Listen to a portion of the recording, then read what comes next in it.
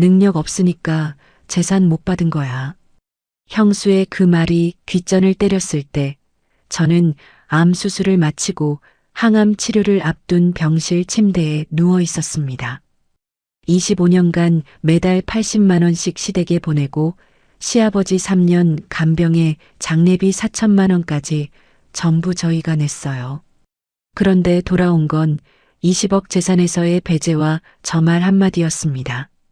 긴 말 필요 없고 바로 제 이야기 들려드리겠습니다. 오늘의 사연을 시작하기 전에 구독과 좋아요를 눌러주시면 감사드리겠습니다. 안녕하세요. 저는 올해 58살 김말순입니다. 결혼 전에는 작은 식품회사 격리로 일했어요. 매일 장부를 정리하고 영수증을 모으는 게 제 일이었죠. 1원이라도 맞지 않으면 밤을 새워서라도 찾아내야 직성이 풀리는 성격이었습니다. 그때는 몰랐어요. 그 습관이 25년 뒤 제 인생을 송두리째 바꿔놓을 줄은요. 2024년 설날이었습니다. 차례상을 물리고 온 가족이 거실에 모여 식혜를 마시던 때였어요. 시어머니가 갑자기 서류 봉투를 꺼내셨습니다. 오늘 중요한 얘기 좀 하자. 형수 정혜 씨가 찻잔을 내려놓으며 물었습니다. 어머님, 웬 서류예요? 명절에 이런 무거운 걸 다 꺼내시고. 무슨 일 있으세요? 이런 얘기는 다 모였을 때 해야지. 나도 이제 82이야. 언제 눈 감을지 모르는데 정리 좀 해놓으려고. 시어머니가 공증 서류를 탁자 위에 툭 하고 펼쳤습니다. 형수의 눈이 번쩍 뜨이더니 어느새 손에 휴대폰 계산기를 들고 있었어요. 저와 남편 재호는 부엌에서 설거지를 마치고 뒤늦게 합류했는데 이미 분위기가 심상치 않았습니다. 용산 아파트는 재민이한테 준다. 시세가 15억쯤 하지? 그리고 현금 5억은 수진이한테 주고. 여러분, 그 순간 제 귀를 의심했습니다. 15억짜리 아파트와 현금 5억.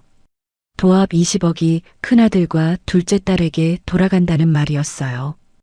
형수가 손뼉을 짝 치며 호들갑을 떨었습니다. 어머나, 역시 우리 어머님은 통이 크셔. 어쩜 이렇게 현명하실까? 이렇게 딱 부러지게 정리를 해주셔야 나중에 뒷말도 없고 집안이 화목한 법이죠. 암요, 그렇고 말고요. 시누이 수진이도 입이 귀에 걸려 거들었어요. 엄마, 진짜 고마워. 오빠랑 나랑 딱딱 나눠 가지니까 정말 공평하네. 역시 우리 엄마가 최고야. 저는 손에 들린 식혜 잔이 덜컹 흔들리는 걸 느꼈습니다. 공평하다고요? 25년간 매달 80만 원씩 시댁에 보낸 돈이 떠올랐어요. 시아버지 치매 간병 3년 그 장례비 4천만 원도 저희가 전부 냈습니다. 그런데 한 푼도 없다니요. 그때 남편 재호가 자리에서 벌떡 일어났습니다. 어이구 할망구, 고마워요. 드디어 나를 자유의 몸으로 만들어주네. 오늘이 내 인생 독립기념일이다. 재호가 덩실덩실 춤을 추며 트로트 가락을 흥얼거리기 시작했어요.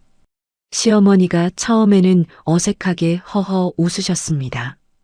농담인 줄 아셨던 거예요. 재호야, 이 녀석이 명절이라고 농담도. 예, 듣겠다. 그런데 재호의 표정은 진지했습니다. 아니, 처음 보는 얼굴이었어요. 25년을 같이 살면서 한 번도 본 적 없는 차갑게 굳은 눈이었습니다. 농담? 아니, 진담인데? 이제 어머니 자식은 저기 아파트 받은 형님이랑 5억 받은 수진이뿐이야. 나는 오늘부로 이 집 자식 은퇴합니다. 어머니, 그동안 고생하셨고 다신 보지 맙시다. 뭐라고? 시어머니 얼굴이 하얗게 질렸습니다. 형수와 수진이가 경악한 표정으로 서로를 쳐다봤어요. 내가 너를 어떻게 키웠는데, 이 불효막심한 놈아. 시어머니가 가슴을 쥐어뜯으며 오열하기 시작했습니다. 큰아들 재민이가 얼굴이 벌개져서 일어나 재호의 멱살을 잡았어요. 이 자식이 미쳤나? 야, 너 술 처먹었어? 어디서 엄마한테 할망구래? 당장 무릎 꿇고 사과 안 해? 재호는 형의 손을 거칠게 뿌리치며 비웃었습니다. 형은 25년 동안 명절 때 엄마 용돈 한 번 제대로 들여봤어? 난 매달 꼬박꼬박 80만 원씩 보냈어. 그거 다 합치면 2억이 넘어. 형이 아파트 받을 때 나는 등골이 휘었다고. 이제 그 짓 안 해. 아파트 받은 형이 엄마 모셔. 난 이제 끝이야. 거실이 아수라장이 됐습니다. 시어머니의 통곡 소리, 형수의 비명, 수진이의 욕설이 뒤섞였어요. 저는 그 혼란 속에서 아무 말도 하지 못한 채 서 있었습니다. 형수가 갑자기 저를 향해 삿대질하며 소리를 질렀어요. 동서, 당신 미쳤어? 남편이 저 지랄을 하는데 가만히 보고만 있어? 도대체 집에서 남편 교육을 어떻게 시킨 거야? 아무리 돈에 눈이 멀었어도. 그렇지, 자식이 엄마한테 할망구가 뭐야, 할망구가. 당신 정말 무서운 사람이네. 여러분, 제 마음이 어땠겠습니까? 25년간 한 번도 수고했다는 말을 들어본 적 없는 제가 왜 이 순간에 죄인 취급을 받아야 하는 건지 눈물만 흘렀습니다. 그날 밤 시댁에서 돌아오는 차 안에서 재호가 처음으로 25년간 쌓인 감정을 털어놓았어요. 미안해, 참을 수가 없었어. 대학 졸업하고 취직하자마자 어머니가 그러셨어. 너는 막내니까 부모 봉양은 내 몫이라고. 월급 절반을 가져가셨지. 저는 처음 듣는 이야기였습니다. 결혼 전에 모아둔 2천만 원도 큰형 사업 자금으로 빼앗겼어. 우리 결혼식 비용? 시댁에서 한 푼도 안 보탰잖아. 당신도 알잖아. 알고 있었습니다. 하지만 재호 입에서 직접 듣는 건 처음이었어요. 그이도 25년간 참고 또 참았던 거예요. 설날 다음날 아침 형수에게서 전화가 왔습니다. 받자마자 쏘아붙이더군요. 동서, 지금 잠이 와? 어머님이 재호 도련님 사과받기 전에는 물 한 모금 안 마시겠다고 누워 계셔. 노인네 돌아가시기라도 하면 당신이 책임질 거야? 당장 데리고 와서 빌라고 해. 재호가 전화기를 획 빼서 들었습니다. 배고프면 알아서 드시겠지. 신경 꺼요. 뚝 전화를 끊었습니다. 저는 처음 보는 남편의 단호한 모습에 당혹스러우면서도 어딘가 후련한 감정이 올라오는 걸 느꼈어요. 사흘 후 시어머니가 결국 밥을 드시기 시작했다는 소식과 함께 형수에게서 독설 섞인 문자가 왔습니다. 재산 못 받은 거 서운하면 서운하다고 말을 해야지. 남편을 저 모양으로 부추겨서 시어머니 가슴에 대못을 박아? 당신 정말 사람 탈을 쓰고 그럴 수 있어? 천벌 받을 줄 알아. 저는 그날 밤 25년간 시월드에 쓴 돈 총액을 계산해 봤습니다. 가계부를 꺼내 한 장 한 장 넘겼어요. 명절 비용, 경조사비, 시부모 용돈, 간병비, 장례비.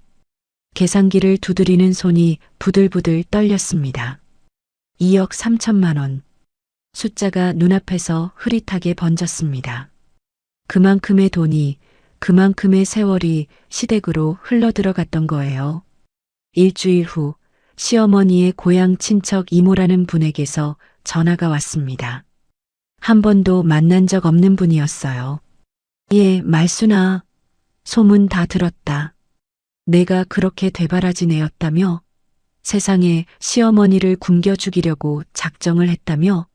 우리 집안에 너 같은 며느리는 들어온 적이 없어. 조상님 보기 부끄러운 줄 알아야지, 원. 1시간 넘게 훈계를 들었습니다. 형수에게 전해들은 일방적인 이야기만 믿고 계신 거였어요. 저는 결국 죄송합니다라는 말밖에 할 수 없었습니다. 그날 밤 재호가 제 손을 꼭 잡았어요. 당신한테 정말 미안해. 25년간 내가 우리 마누라, 우리 자식보다 시댁을 먼저 챙겼어. 우리 이제 여행이나 가자. 둘이서 제대로 된 여행 한 번도 못 갔잖아. 가슴이 뭉클했습니다. 그런데 그날 밤 화장실에서 씻다가 가슴에 딱딱한 멍울이 만져졌어요.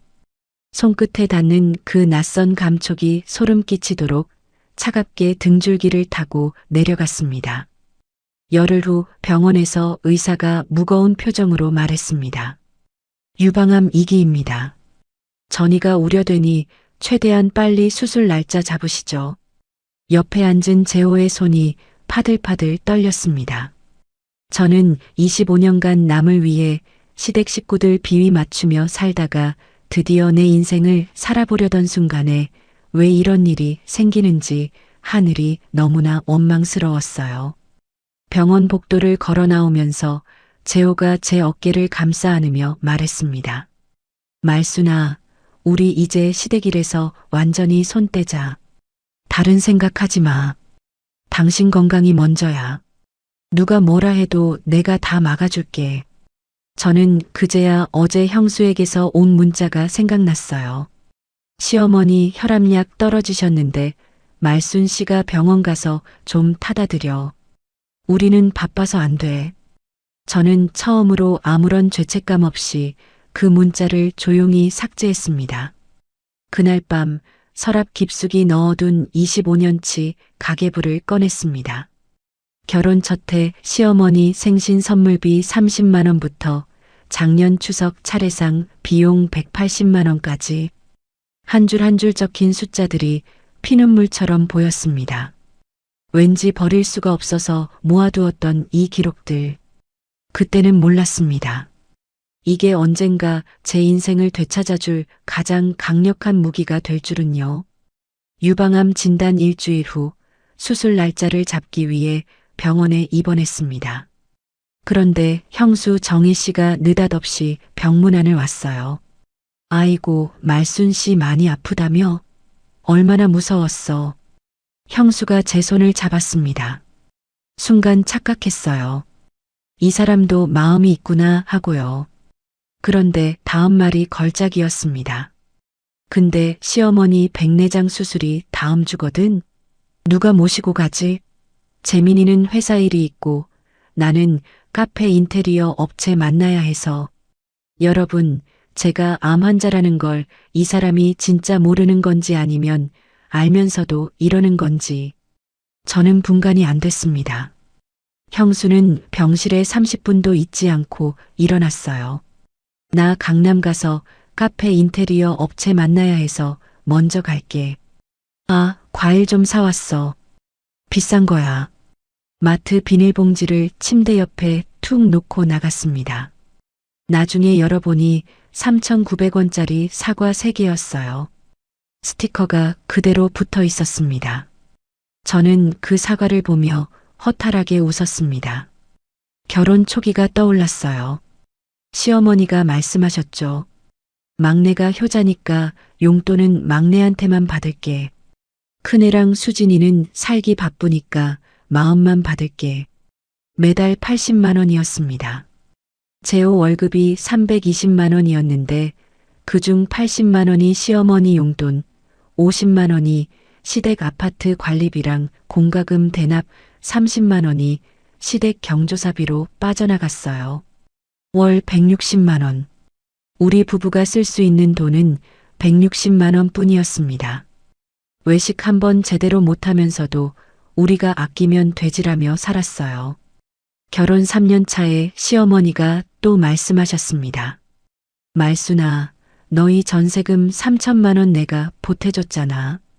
그러니까 앞으로 10년간 매달 25만 원씩 따로 더 보내. 저는 고개를 끄덕였습니다. 도와주셨으니 갚아야죠. 그런데 계산해보니 10년이면 3천만 원의 이자까지 쳐서 총 1,260만 원을 더 낸 셈이었어요. 빌린 돈보다 더 갚은 거죠. 그때는 그게 이상한 줄도 몰랐습니다. 시아버지가 치매 판정을 받았던 7년 전 일도 생각났어요. 형수가 대뜸 말했습니다.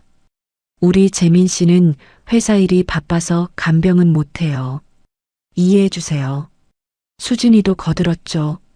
나 시집간 딸인데 왜 나한테 그래? 언니가 알아서 해줘. 그러고는 해외여행을 떠났습니다.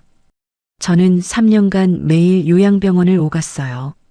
시아버지 기저귀를 갈고 욕창 연고를 바르고 기저귀 한 팩에 2만 원, 일주일에 3팩, 한 달이면 기저귀 값만 24만 원이었습니다.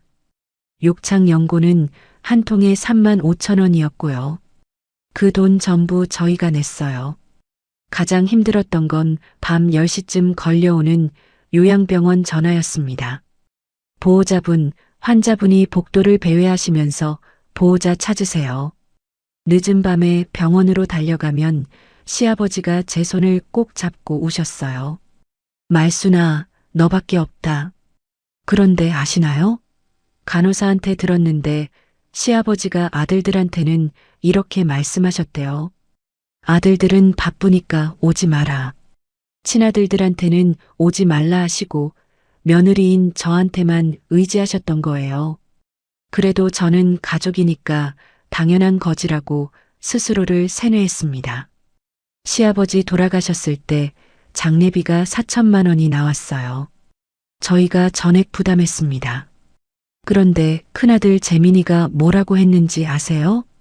막내가 그동안 아버지한테 용돈 못 드렸으니까 이걸로 퉁치자. 저는 할 말을 잃었습니다. 3년간 매일 간병한 건 저였는데 용돈 못 드렸으니 장례비로 퉁치자고요? 더 기가 막힌 건 수진이었어요. 조문객들한테 이렇게 말하고 다녔습니다. 우리 큰오빠가 전부 알아서 해줬어요. 오빠가 효자예요. 여러분, 사람이 어떻게 그럴 수 있나요? 카드 명세서에 찍힌 장의사 비용 영수증을 보며 저는 처음으로 의문이 들었어요. 이것도 가족이라서 참아야 하는 건가? 형수는 명절 때마다 저를 칭찬했습니다. 말순 씨 음식 솜씨가 최고야. 전이 이렇게 바삭할 수가. 그런데 뒤에서는 수진이한테 이렇게 말하더라고요. 제가 부엌에서 다 들었습니다. 막내네가 해야지. 시어머니 용돈 받으면서 본전이라도 뽑아야 할 거 아냐. 기름 튀는 프라이팬 앞에서 눈물을 삼켰습니다. 전 부치는 손이 멈추지 않았어요. 멈추면 울 것 같았거든요. 수진이는 결혼하고 나서도 매달 시어머니한테 손을 벌렸습니다. 엄마, 나 이번 달 카드값이 많이 나왔어. 50만 원만. 그 돈이 어디서 나오는지 아세요? 저희가 보내는 80만 원에서 나오는 거였어요. 시어머니는 저희 돈으로 수진이 용돈을 주신 거죠. 그러면서 이렇게 말씀하셨어요. 수진이는 시집가서 고생하니까 이해해줘라. 저는요? 저는 고생 안 하나요? 그 말이 목구멍까지 차올랐지만 삼켰습니다. 작년 추석에 시어머니가 선언하셨어요. 내년부터는 명절 비용 막내가 전부 내라. 형수는 몸이 안 좋아서. 형수의 안 좋은 몸이 뭔지 아세요? 필라테스 다니느라 허리가 뻐근하다는 거였어요. 저는 그의 추석 비용 180만 원을 혼자 냈습니다. 재호한테도 말 못했어요. 말하면 또 싸울 테니까요. 수진이는 명절마다 해외여행 사진을 가족단체 대화방에 올렸습니다. 언니나 대신 엄마 잘 챙겨줘. 물결표까지 붙여서요. 저는 파트타임 일과 집안일을 병행하며 일주일에 3번씩 시댁을 방문했는데 그 사람은 발리 해변에서 칵테일을 마시고 있었습니다. 재호가 회사에서 명예퇴직 대상자로 분류됐다는 통보를 받은 날이었어요. 저도 같은 날 건강검진 재검 통보를 받았습니다. 그날 밤 우리는 식탁에 마주 앉아 한참 동안 말이 없었어요. 재호가 먼저 입을 열었습니다. 퇴직금 1억 2천 나온다는데 이거라도 잘 굴려야겠다. 그 순간 휴대폰이 울렸습니다. 형수였어요. 시어머니 보일러 고장났는데 막내가 처리해. 마침표도 없이 명령하듯 보낸 문자였습니다. 저는 그 문자를 보며 깨달았어요. 25년간 형수에게 받은 모든 연락이 요청과 요구뿐이었다는 거리요. 단 한 번도 괜찮아? 힘들지? 고마워라는 말을 들어본 적 없었습니다. 이 가족 안에서 저는 사람이 아니었어요. 돈 보내는 기계, 간병하는 기계, 명절 음식 만드는 기계. 25년간 그렇게 살았던 겁니다. 그날 밤 재호가 물었어요. 당신, 우리 둘이 25년간 번 돈이 얼마인지 알아? 계산해 봤습니다. 맞벌이 시절 포함 총 수입이 약 8억 원이었어요. 그중 2억 3천만 원이 시댁으로 갔습니다. 우리 손에 남은 자산은 25평 아파트 전세금 2억 원과 퇴직금 1억 2천만 원 뿐이었어요. 저는 그 숫자를 보며 처음으로 직면했습니다. 우리가 얼마나 어리석게 살아왔는지를요. 부르르 떨리는 손으로 가계부를 덮었습니다. 25년치 기록이 거기 있었어요. 영수증 한 장 한 장이 제 청춘이었습니다. 유방암 수술을 2주 앞둔 저녁이었습니다. 초인종이 울렸어요. 문을 열었더니 큰아들 재민이와 형수가 서 있었습니다. 막내야, 들어가도 되지? 재민이가 신발을 벗으며 거실로 들어왔어요. 형수는 유산으로 받은 아파트 담보대출 서류를 손에 들고 있었습니다. 대뜸 재민이가 말했어요. 엄마가 막내한테 재산 안 준 거 미안하다고 하시더라. 대신 엄마 모시는 건 막내가 해라. 저는 귀를 의심했습니다. 형수가 서류를 흔들며 덧붙였어요. 우리는 카페 창업 준비 때문에 바빠서 인테리어만 3억이거든. 어머니 모시면서 카페까지 어떻게 해. 재호가 소파에서 일어났습니다. 형, 나 지금 퇴직했고 말순이는 암 수술 앞두고 있어. 우리가 무슨 수로 어머니를 모셔? 형수가 코웃음을 쳤어요. 그러니까 재산 못 받은 거 아니야? 능력이 없으니까. 여러분, 그 말에 저는 현기증이 났습니다. 소파에 주저앉았어요. 손끝이 차갑게 식었습니다. 재민이는 아랑곳하지 않고 말했습니다. 아무튼 결정된 거니까 어머니 다음 달부터 여기로 모셔와. 그 말만 남기고 둘은 떠났습니다. 현관문이 쾅 닫히는 소리가 귓전을 때렸어요. 다음 날 수진이에게서 전화가 왔습니다. 언니, 나도 미안해.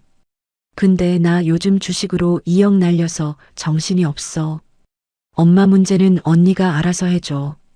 5억을 받고도 2억을 주식으로 날렸다고요? 저는 할 말을 잃었습니다.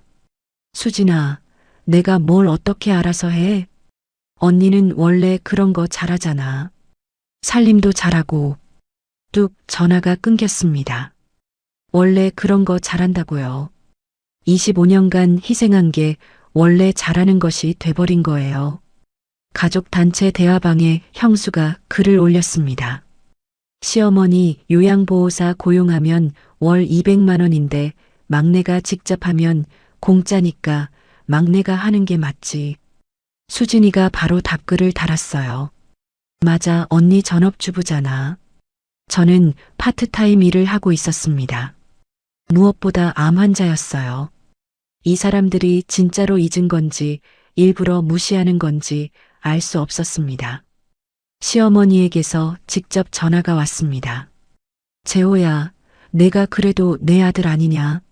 내가 널 어떻게 낳았는데. 재호가 받았어요. 어머니, 저 퇴직했고 말순이 암 수술해야 해요. 지금 저희 상황 아시잖아요. 시어머니의 대답이 걸작이었습니다. 그러니까 재산을 안 준 거야. 너희는 돈 없어도 정으로 사는 애들이니까. 여러분, 이게 말이 됩니까? 돈 없어도 정으로 사니까 재산을 안 준다고요.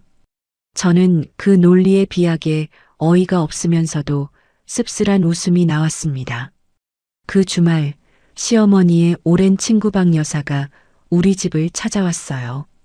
말순아, 내가 시어머니한테 얼마나 잘해왔는지 나는 다 알아. 가슴이 뭉클했습니다. 드디어 알아주는 사람이 있구나 싶었어요. 그런데 다음 말이 이랬습니다. 근데 그래도 어른이시잖아. 내가 좀 참아. 또 참으라는 말이었어요. 25년간 수없이 들어온 그 말. 저는 박 여사가 돌아간 후 재호에게 처음으로 속마음을 털어놓았습니다. 더 이상은 못 참겠어. 일주일 후 친척들 사이에 소문이 퍼졌습니다. 사촌 언니에게서 전화가 왔어요. 말수나 형수가 친척들한테 내가 시어머니 내쫓았다고 하고 다녀. 돈에 눈이 멀어서 폐륜을 저질렀다고. 시어머니 친구분이 우리 집에 전화해서 욕을 하기 시작했습니다. 내가 어떻게 시어머니한테 그럴 수 있어? 쯧쯧, 요즘 며느리들은. 저는 아무 말도 못했어요. 형수가 퍼뜨린 거짓 소문에 친척들은 저를 폐륜 며느리로 낙인 찍었습니다. 사촌 언니가 다시 전화했어요. 말수나, 나는 내 편이야. 근데 형수가 내가 시어머니 용돈 한 번도 안 드렸다고 거짓말하더라. 저는 25년간의 은행 이체 내역을 휴대폰으로 캡처했습니다. 사촌 언니에게 보내며 말했어요. 이게 증거야. 매달 80만 원씩 25년. 직접 봐. 사촌 언니가 물었습니다. 이걸 친척들한테 보여줘도 돼? 마음대로 해. 암 수술 3일 전 재호의 전 직장 동료 김 과장이 문병을 왔어요. 10년 전 비슷한 상황에서 시월드와 인연을 끊은 경험이 있는 분이었습니다. 형수님, 기록이 중요해요. 모든 걸 남겨두세요. 그 말을 듣고 저는 휴대폰에 있는 형수와 수진이의 문자 메시지를 전부 캡처하기 시작했습니다. 막내가 하는 게 맞지. 언니가 알아서 해줘. 능력 없으니까 재산 못 받은 거야. 한 글자 한 글자가 비수처럼 박혔지만 저는 이를 악물고 저장했어요. 수술 당일이 됐습니다. 수술실에 들어가기 전 재호가 제 손을 잡았어요. 당신, 이것만 이겨내면 우리 다시 시작하자. 마취가 들기 직전 25년간 살아온 삶이 떠올랐습니다. 이게 정말 내 삶이었나? 아니면 시월드를 위한 삶이었나? 눈물이 흘렀어요. 문득 이런 생각이 스쳤습니다. 내가 죽으면 장례비도 이 사람들이 또 떠넘기겠구나. 수술은 성공적으로 끝났습니다. 하지만 의사가 말했어요. 항암 치료가 필요합니다. 그날 병실에 형수가 찾아왔습니다. 말순 씨 수술 잘 됐다며? 다행이다. 그래서 말인데 시어머니 다음 주부터 여기로 모실게. 재호가 소리쳤어요. 형수님, 지금 무슨 소리예요? 말순이 항암 치료 받아야 한다니까요. 형수가 되려 화를 냈습니다.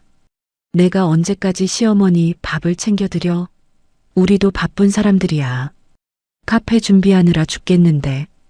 병실 옆 침대에 70대 초반의 여자분이 계셨어요. 그분이 형수와 재호의 대화를 다 듣고 계셨습니다.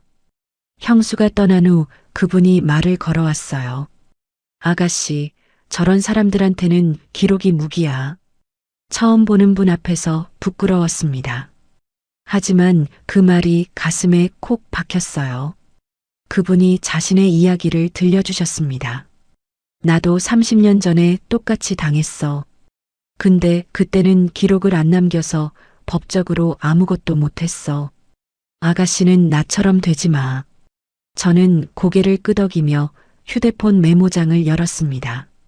오늘 형수가 했던 말을 그대로 적었어요. 시어머니 다음 주부터 여기로 모실게. 우리도 바쁜 사람들이야. 날짜와 시간까지 함께요. 그날 밤 재호가 결심한 듯 휴대폰을 들었습니다. 가족 단체 대화방에 장문의 메시지를 올렸어요. 25년간 우리가 들인 돈 2억 3천만 원, 영수증 다 있습니다. 앞으로 저희한테 연락하지 마세요. 대화방이 난리가 났습니다.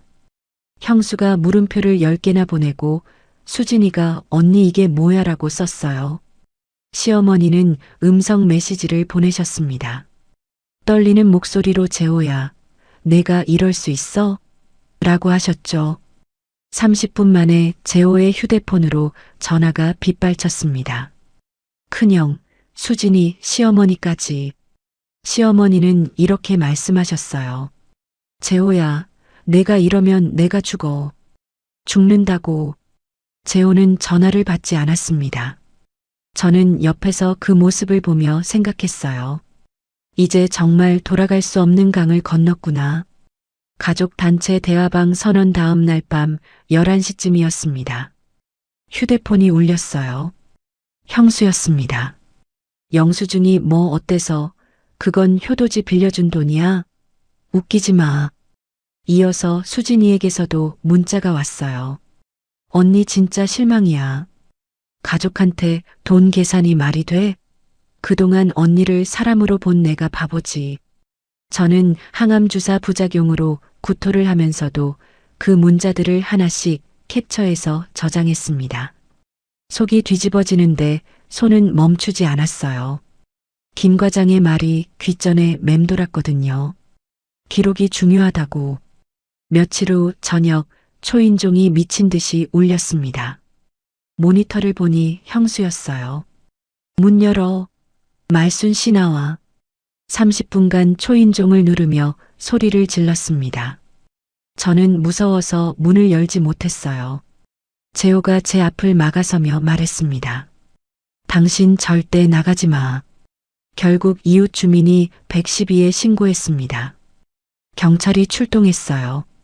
경찰관이 형수를 돌려보낸 후 우리에게 말했습니다. 신고 접수번호 알려드릴 테니 또 이런 일 있으면 신고하세요. 저는 그 접수번호도 휴대폰에 저장했습니다. 병실에서 일주일을 함께 보낸 그분이 순자 씨였어요. 70세, 전직 법무사라고 하셨습니다. 40년간 법률 서류를 다루셨대요. 아가씨, 그 가계부 아직 있어? 저는 고개를 끄덕였습니다. 25년치 다 있어요. 버리질 못해서. 순자 씨 눈이 반짝였어요. 그게 다 증거야. 부양료 구상 청구라는 게 있어. 처음 듣는 말이었습니다. 부양료 구상 청구요? 순자 씨가 쉽게 풀어서 설명해 주셨어요. 부모를 부양한 자녀가 다른 형제들한테 너희도 부양비 나눠내라고 청구하는 거야. 시어머니가 살아계신 상황에서도 가능해. 그날 밤 재호에게 이 이야기를 전했습니다. 재호의 눈에 처음으로 희망의 빛이 돌았어요. 우리가 법적으로 싸울 수 있다고? 퇴원 후 집에 돌아왔습니다. 저는 창고 깊숙이 넣어둔 박스를 꺼냈어요. 25년치 가계부와 영수증 파일이었습니다. A사 박스로 3개 분량이었어요. 시아버지 간병 당시 요양병원비 영수증, 장례비 카드 명세서, 매달 시어머니에게 보낸 은행 이체, 내역서, 명절 차례상 마트 영수증. 빠짐없이 정리되어 있었습니다. 재호가 박스를 보며 물었어요. 당신이 이걸 왜 모아뒀어? 나도 몰라. 그냥 습관이었어. 격리 일할 때 버릇이 남은 것 같아. 영수증을 정리하다가 손이 멈췄습니다. 결혼 10년 차에 시어머니가 쓴 차용증이 나온 거예요. 금 5천만 원을 박재호에게 빌림. 추후 변제할 것을 약속함. 시어머니의 서명과 도장이 찍혀 있었습니다. 15년 전 형 사업 자금으로 빌려간 돈이었어요. 한 번도 갚지 않으셨죠. 저는 이걸 잘 보관해둔 과거의 제가 고마웠습니다. 순자 씨가 퇴원 후에도 연락을 이어갔어요. 지인 변호사를 소개해 주셨습니다. 변호사가 자료를 검토하더니 말했어요. 이 정도면 부양료 구상 청구 충분히 가능합니다. 형제들에게 부양비의 일부를 청구할 수 있어요. 소송 비용이 500만 원이었습니다.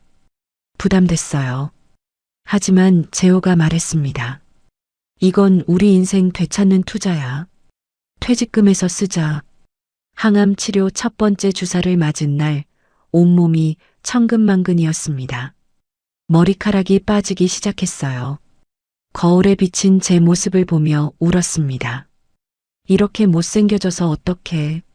재호가 뒤에서 저를 안았어요. 당신은 언제나 예뻐. 우리 같이 이겨내자.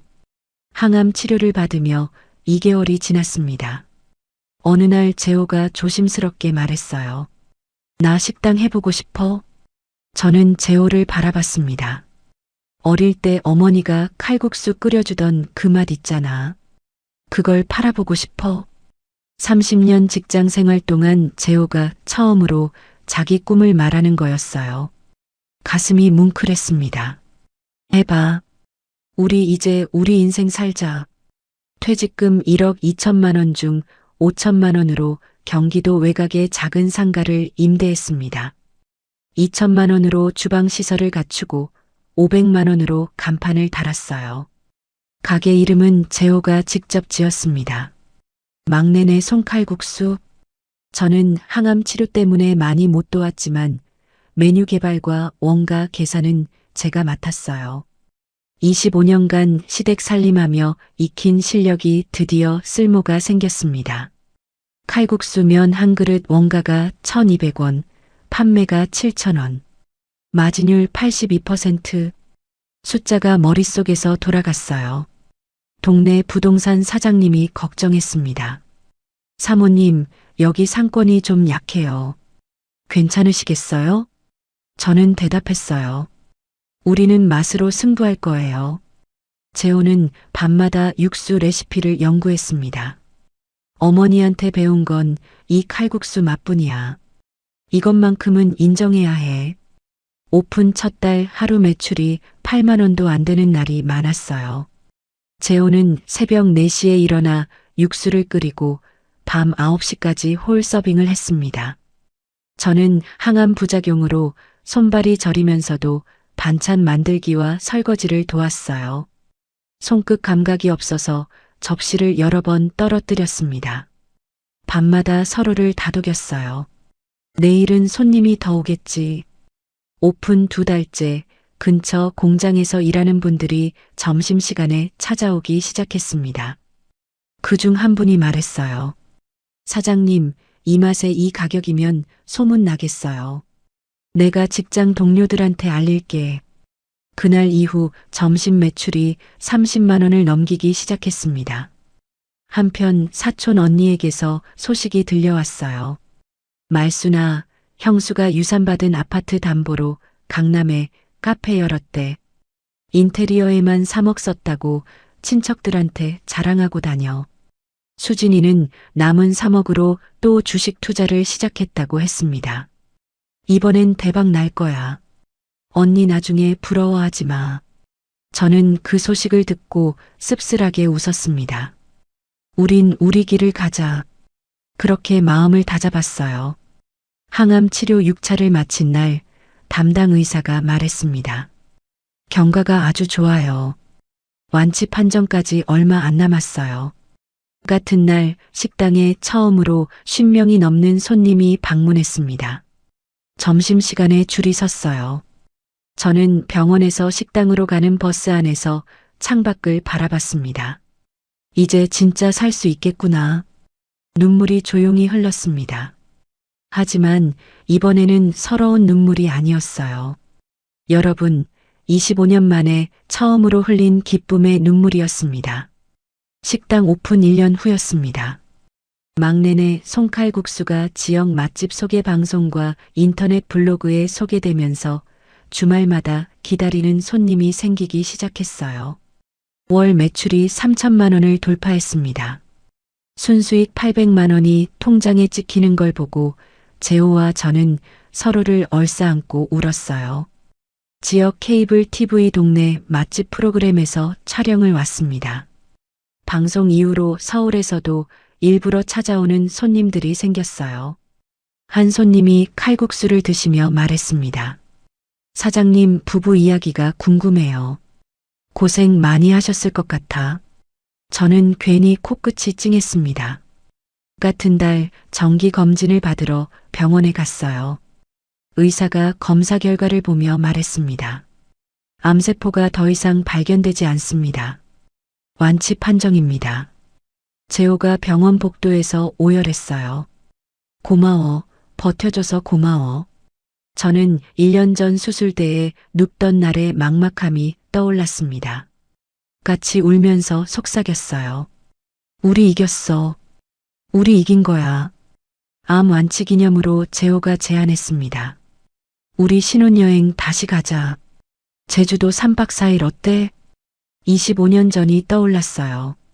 시어머니 병원비 때문에 1박 2일밖에 못 갔던 속초 여행. 그게 우리의 유일한 신혼여행이었습니다. 저는 처음으로 느꼈어요. 내 인생을 사는구나. 순자 씨가 완치 축하한다며 식당에 찾아오셨어요. 칼국수 한 그릇을 드시며 말했습니다. 아가씨, 이 마시면 대박 나겠어. 근데 부양료 구상 청구 소송 준비는 계속하고 있지? 네, 변호사님이 내년쯤 본격적으로 진행하자고 했어요. 순자 씨가 의미심장하게 웃었어요. 서두르지 마. 저쪽이 먼저 무너질 거야. 그 예언이 맞았습니다. 사촌 언니에게서 전화가 왔어요. 말수나 형수 카페 망했대. 8개월 만에 폐업이래. 형수의 강남 카페가 월세 1,500만 원에 인건비, 재료비를 감당하지 못하고 3억 빚을 지게 됐다고 했습니다. 형수는 우울증 진단을 받았고 재민이는 회사에서 구조조정당해 백수가 됐대요. 수진이도 주식으로 3억을 다 날리고 남편한테 이혼 통보 받았다더라.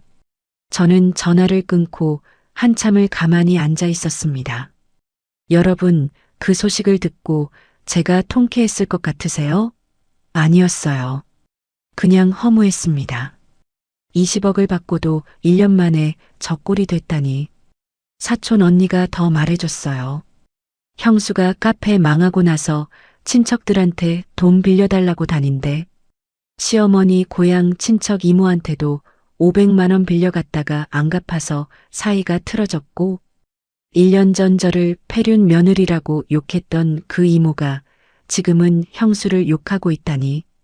아이러니했습니다. 수진이 소식도 들려왔어요. 시어머니에게 엄마 나 좀 도와줘라고 했더니 시어머니가 이렇게 말씀하셨대요. 내가 무슨 돈이 있어. 다 너희한테 줬잖아. 여러분, 사람이 어떻게 그럴 수 있나요? 줄 때는 펑펑 주더니 자식이 어려우니까 모른 척이라니. 어느 날 저녁 형수에게서 전화가 왔습니다. 말순 씨, 우리 3억 빚졌어. 시어머니 용산 아파트 팔아서 갚아야 하는데 어머니가 안 판다고 해. 막내네가 좀 설득해줘. 저는 귀를 의심했어요. 저희한테 왜 연락하세요? 저희는 연락 끊었잖아요. 형수가 소리를 질렀습니다.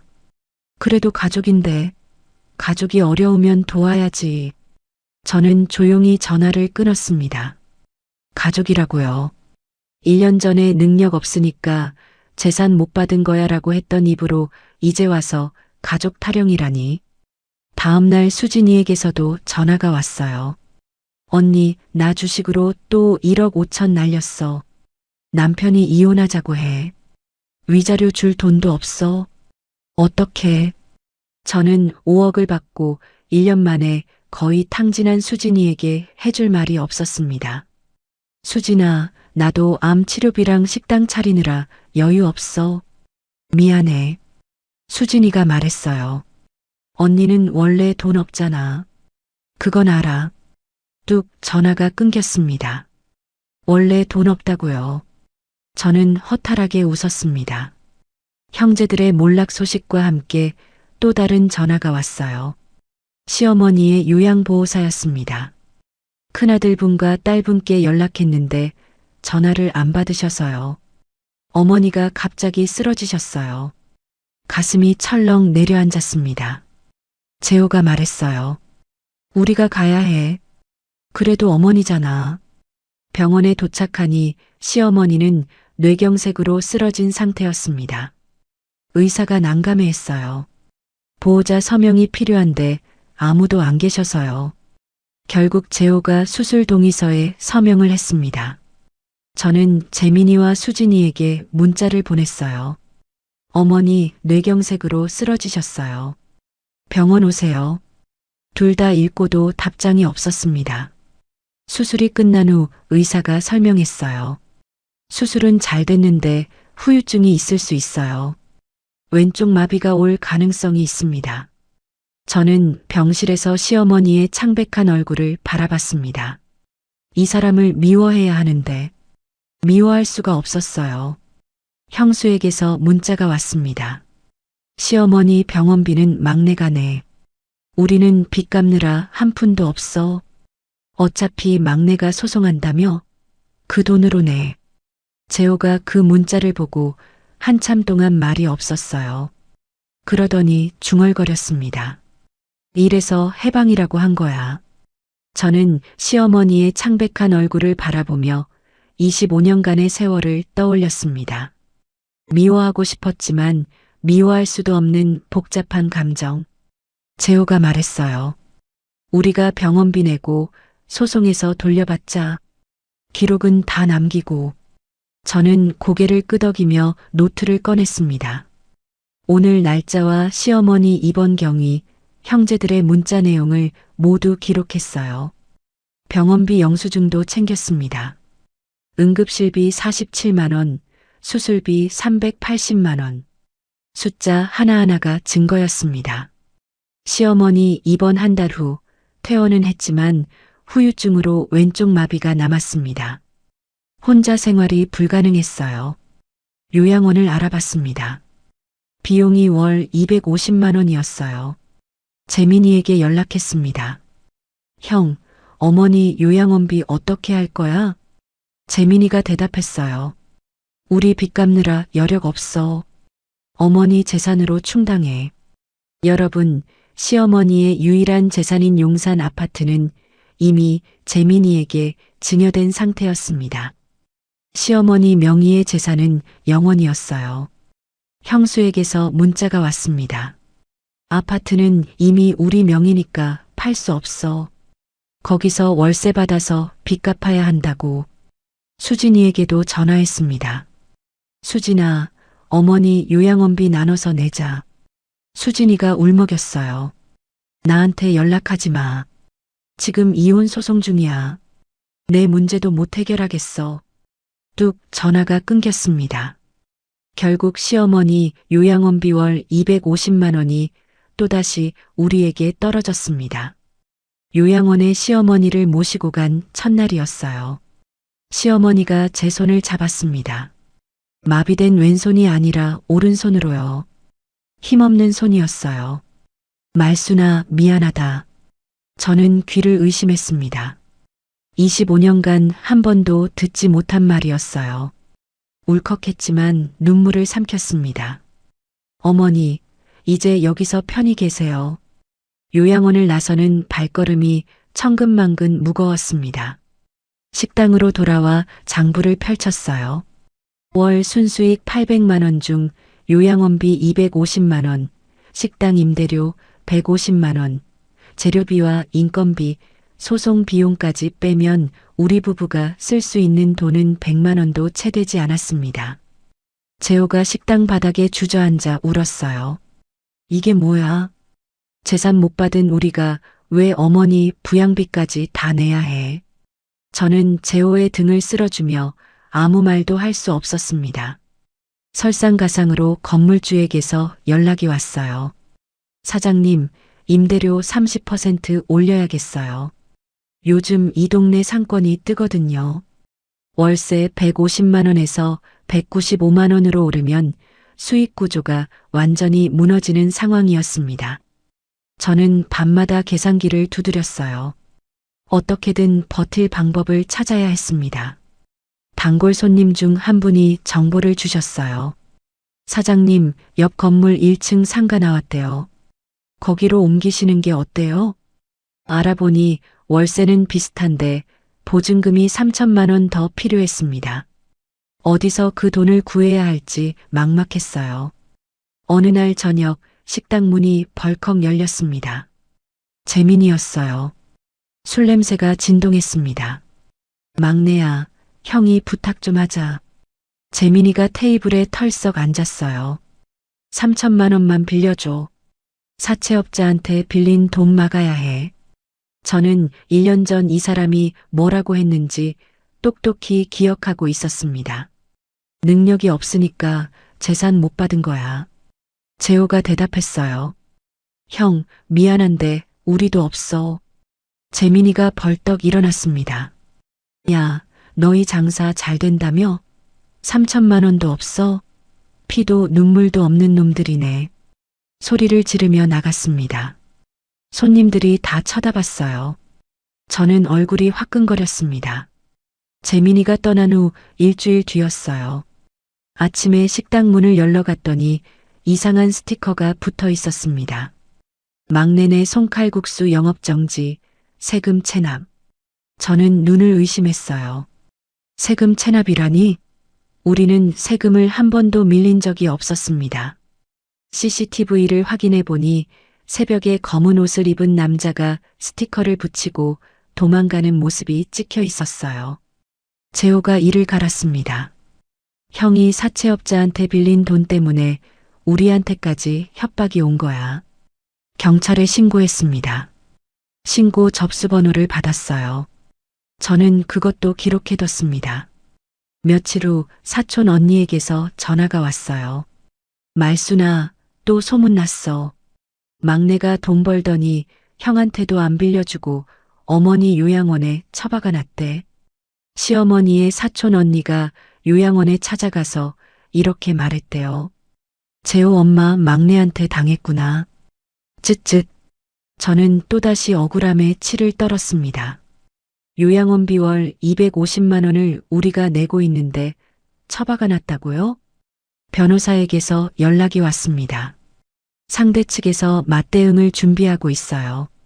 시어머니가 막내분께 생전에 증여한 재산이 있다고 주장하며 부당이득, 항변을 하려는 것 같습니다. 저는 항변했어요. 증여요? 저희가 드린 건 있어도 받은 건 한 푼도 없는데요.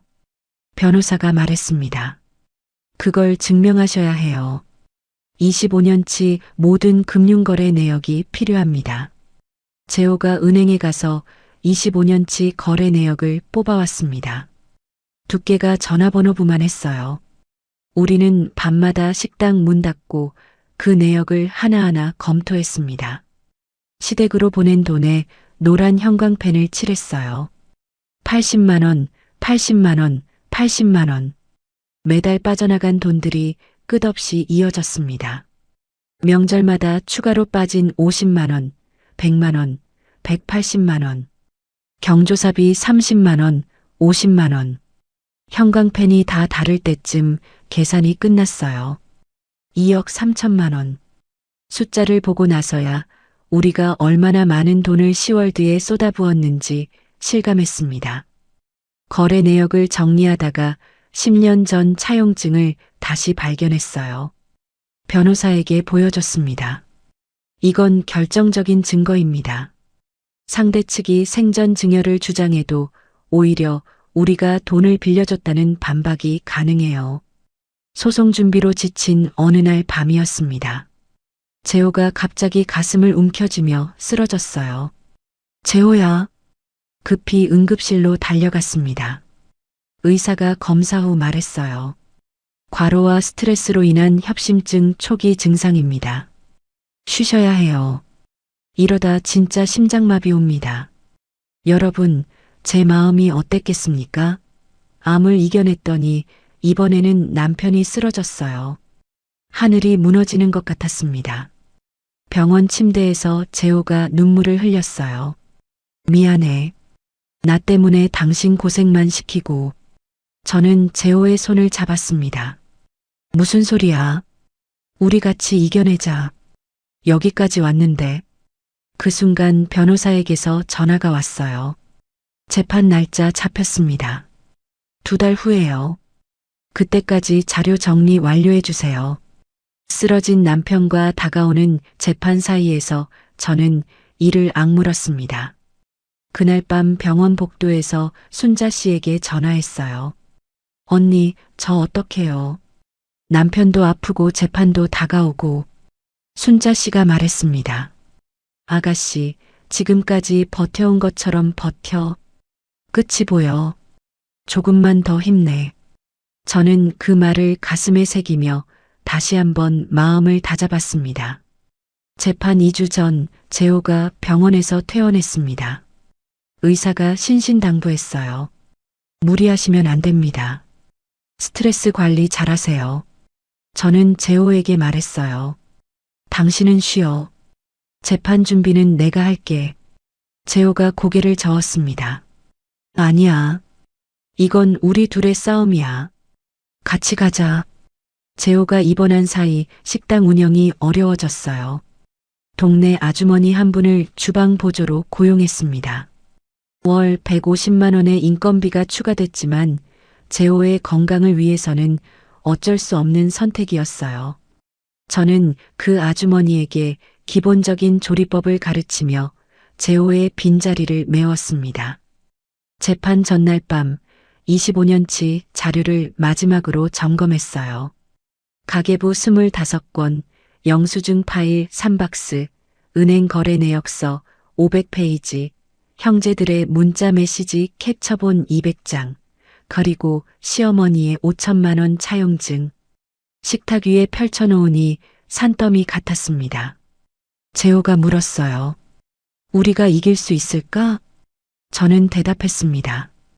25년간의 증거가 있어. 반드시 이길 거야. 재판 당일이 됐습니다. 재호는 아직 완쾌되지 않은 몸을 이끌고 법원에 출석했어요. 법정에 들어서니 큰아들 재민이와 형수, 수진이가 모두 나와 있었습니다. 여러분, 그 모습을 보고 제가 얼마나 어이가 없었는지 아세요? 형수는 명품 가방을 들고 있었어요. 샤넬 클래식이었습니다. 수진이는 여전히 화려한 옷차림이었고요. 빚에 쪼들린다더니 저는 증거 서류가 든 가방을 꼭 쥐었습니다. 상대 측 변호사가 먼저 입을 열었어요. 막내 부부는 시어머니로부터 생전에 충분한 혜택을 받았습니다. 결혼 당시 전세 보증금 3천만 원을 지원받았고 그 외에도 여러 차례 금전적 도움을 받았습니다. 우리 변호사가 서류를 꺼냈습니다. 그 3천만 원은 이후 10년에 걸쳐 전액 상환했습니다. 심지어 이자까지 더해 총 1,260만 원을 추가로 지급했습니다. 여기 이체 내역이 있습니다. 법정에 웅성거림이 퍼졌어요. 상대 측 변호사의 얼굴이 굳었습니다. 우리 변호사가 25년간의 부양 내역을 하나씩 제시했어요. 시아버지 3년 간병비 8천만 원 영수증입니다. 요양병원비, 기저귀가, 욕창 연고비, 교통비까지 모두 포함되어 있습니다. 판사가 영수증 뭉치를 받아들었습니다. 장례비 4천만 원 카드 명세서입니다. 장의사 비용, 화장 비용, 음식 비용까지 원고가 전액 부담했습니다. 저는 그 명세서를 보며 7년 전이 떠올랐어요. 장례식장에서 밤새 조문객을 맞으며 서 있던 제 다리. 부르튼 발 뒤꿈치. 그때 재민이는 뭐라고 했죠? 막내가 아버지한테 용돈 못 드렸으니까 이걸로 퉁치자.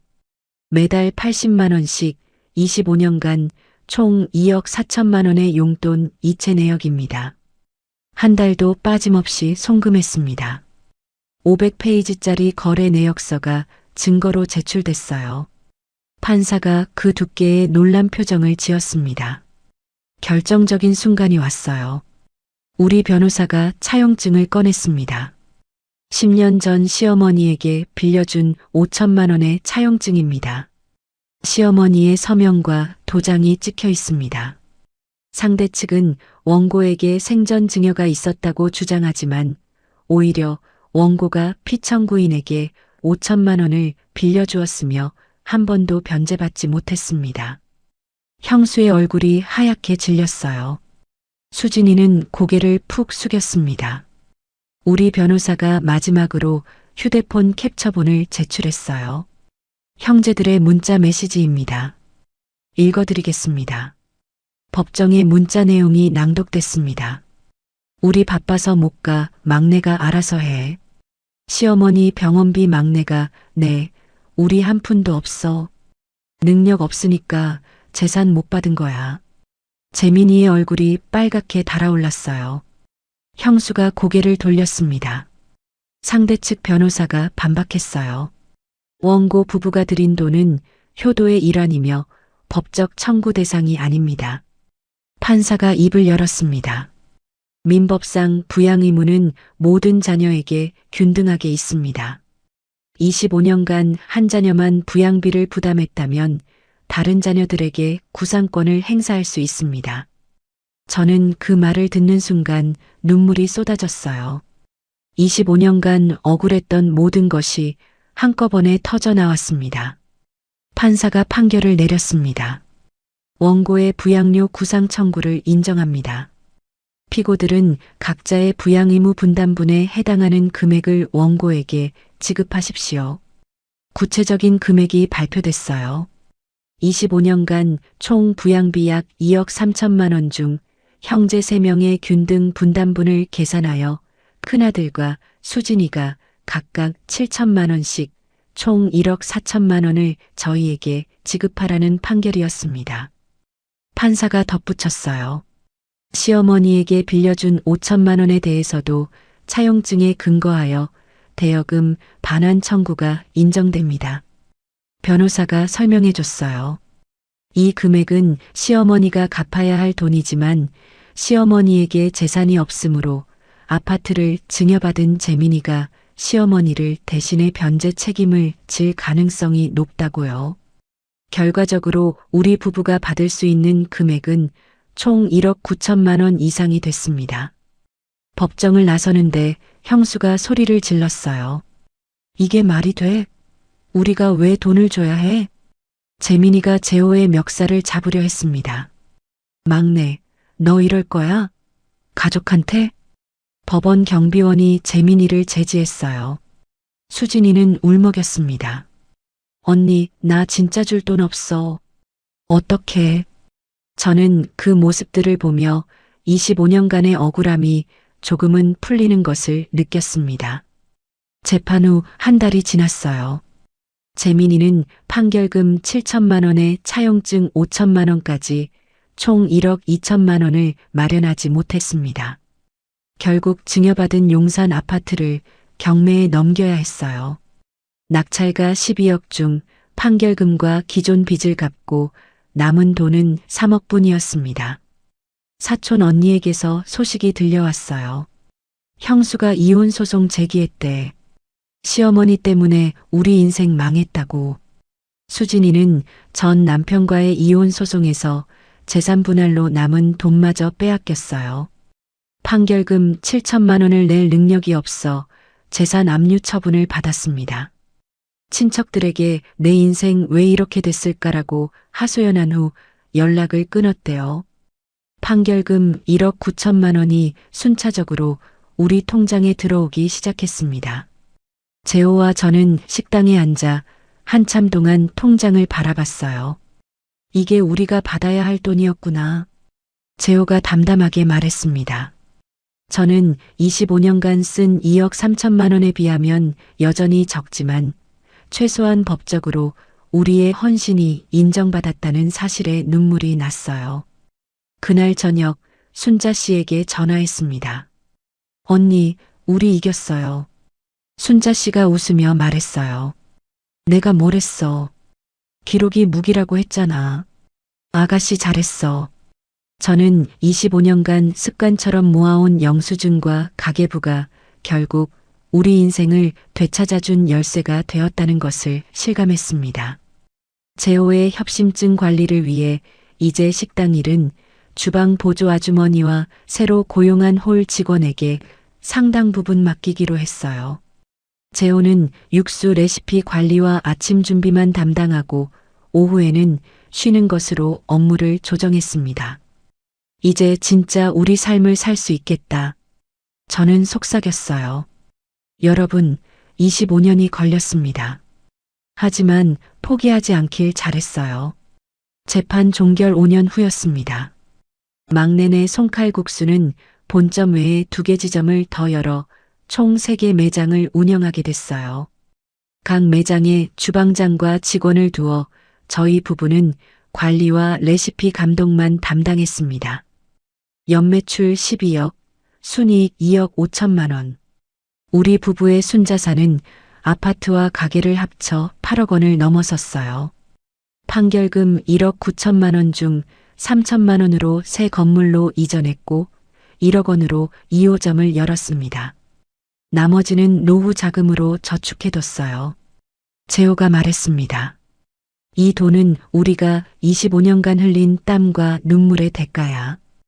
헛되이 쓰지 말자. 재호의 협심증은 꾸준한 약 복용과 생활 관리로 안정됐어요. 의사가 말했습니다.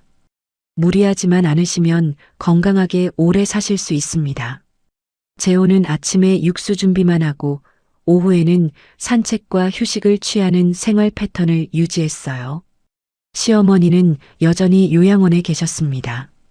요양원비 월 250만 원을 부담하며 주말마다 찾아가는 것은 우리 부부뿐이었어요. 재민이는 형수와 이혼 후 지방의 작은 원룸에서 혼자 살며 가끔 어머니 면회를 왔지만 손에는 아무것도 들려있지 않았습니다. 수진이는 연락이 끊긴 지 3년째였어요. 요양원에서 시어머니를 돌보는 요양보호사가 말했습니다. 사모님, 어머니가 매일 말순이 언제 와? 라고 물으세요. 저는 그 말을 들으며 복잡한 감정이 들었어요. 하지만 미움보다는 연민이 더 크게 자리 잡고 있다는 것을 느꼈습니다. 어느 주말 요양원에서 시어머니의 손을 잡고 있었어요. 시어머니가 갑자기 눈물을 흘리셨습니다. 말순아, 그때 재호가 왜 그랬는지 이제야 알겠다. 저는 시어머니를 바라봤어요. 내가 눈이 멀었었어. 돈 준다고 효도하는 게 아니더라. 힘없이 웃으셨습니다. 25년간 듣고 싶었던 말이었어요. 너무 늦게 찾아왔지만요.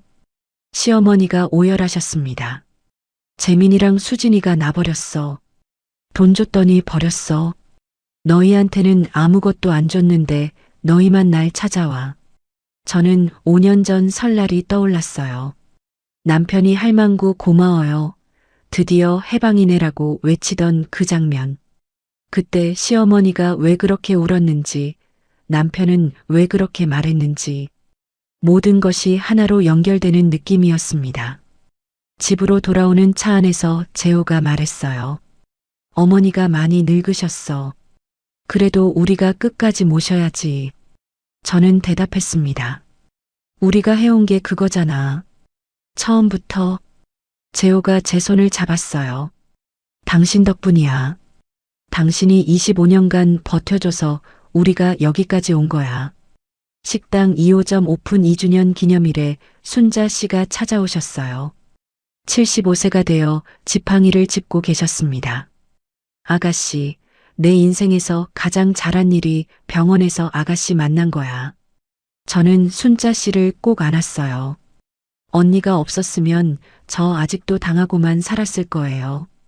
우리는 한참을 울었습니다. 어느 날 식당에 젊은 여자분이 오셨어요. 칼국수를 드시며 눈물을 흘리고 계셨습니다. 저는 조심스럽게 다가갔어요. 손님 괜찮으세요? 그분이 고개를 들었습니다. 사장님, 저도 시월드 때문에 힘들어요. 어떻게 버티셨어요? 저는 그분의 손을 잡았어요. 기록하세요. 모든 걸 기록하세요. 그게 언젠가 당신을 지켜줄 거예요. 그날 밤 가게 문을 닫고 혼자 홀에 앉아 있었습니다. 벽에 걸린 사진들이 눈에 들어왔어요. 결혼 초 젊었던 우리 부부, 시부모님과 함께 찍은 명절 사진, 그리고 지금의 식당 오픈 기념 사진. 25년의 세월이 담겨 있었습니다. 참 멀리도 왔다. 저는 중얼거렸어요. 어느 날 재민이가 식당에 찾아왔습니다. 5년 만이었어요.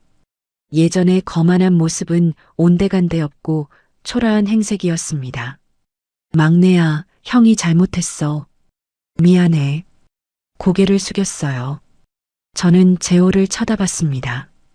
재호가 고개를 끄덕였어요. 한 그릇 드리고 보내자. 재민이는 칼국수를 먹으며 중얼거렸습니다. 이게 엄마 맛이네. 그 모습을 보며 생각했어요. 가족이라는 건 참 복잡하구나. 저녁에 재호가 물었습니다. 우리 이제 은퇴하면 뭐 하고 싶어? 저는 웃으며 대답했어요. 너랑 여행 다니고 싶어? 우리 신혼여행도 제대로 못 갔잖아. 재호가 씁쓸하게 웃었습니다. 그래, 그때 어머니 병원비 때문에 1박 2일밖에 못 갔지. 저는 재호의 어깨에 기대며 말했어요. 이제는 우리 차례야. 식당 3호점 오픈을 앞두고 지역 신문에서 인터뷰 요청이 왔어요.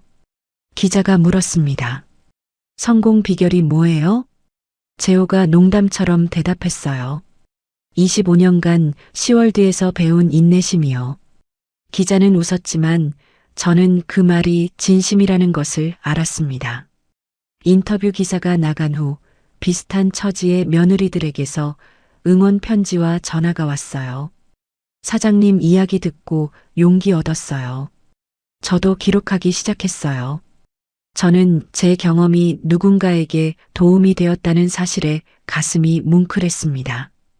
우리 부부는 65세가 되는 해에 세계 매장 중 2개를 신뢰할 수 있는 직원들에게 인수시키고 본점만 남기기로 결정했어요. 그 돈으로 작은 아파트를 하나 더 마련해서 노후를 준비했습니다. 매주 수요일은 부부 동반 여행의 날로 정해 밀린 신혼여행을 조금씩 다녀오기로 했어요. 저는 오늘도 식당 문을 열며 생각합니다. 할망구 고마워요. 덕분에 해방됐어요. 여러분, 25년 세월이 흐르고 나서야 깨달았습니다. 피를 나눴다고 다 가족이 아니라는 것을요. 진짜 가족은 내 아픔에 같이 울어주고 내 헌신을 알아주는 사람이라는 걸 이제야 알았습니다. 여러분도 저처럼 바보같이 당하고만 살지 마세요. 억울할 땐 하나라도 기록하고 나 자신을 가장 먼저 아끼는 법을 배우셔야 합니다. 착하게만 사느라 손해보지 마세요. 세상은 착한 사람 편이 아니에요. 기록하는 사람 편입니다. 혹시 지금 이 순간에도 혼자 소갈이하며 눈물 짓는 분이 계신다면 제 이야기가 작은 위로와 용기가 되었기를 진심으로 바랍니다.